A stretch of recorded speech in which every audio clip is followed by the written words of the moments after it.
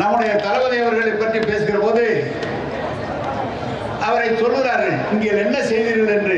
நான் விவரமாக தஞ்சை மாவட்டம், திருவாரூர் மாவட்டம், நாகப்பட்டினம் மாவட்டம் மற்றும் மயிலாடுதுறை மாவட்டங்களில் என்ன கலைஞர் அவர்கள், தளபதி அவர்கள் என்ன செய்திருக்கிறார் என்ற விளக்கத்தை நான் இங்கு உங்களுக்கு சொல்ல விரும்புகிறேன்.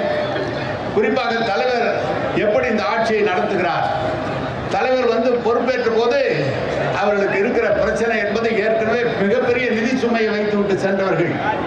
கடந்த ஆட்சியிலே 10 ஆண்டு காலம் இருந்தவர்கள், நிதியை காலி செய்துவிட்டு சென்றவர்கள். ஆனால் அதையும் சமாளித்து, கொரோனாவை சமாளித்து நம்முடைய முதலமைச்சர் அவர்கள் இந்த ஆட்சியை சிறப்பாக நடத்தி கொண்டிருக்கிறார்.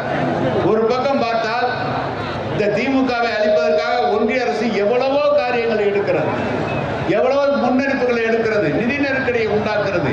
எந்த நிதியும் தமிழ்நாட்டுக்கு கொடுக்காமல் நிதி நெருக்கடியை உண்டாக்கி ஒரு கெட்ட பெயர் உண்டாக்க வேண்டும் என்று அவர்கள் செய்து கொண்டிருக்கிறார்கள்.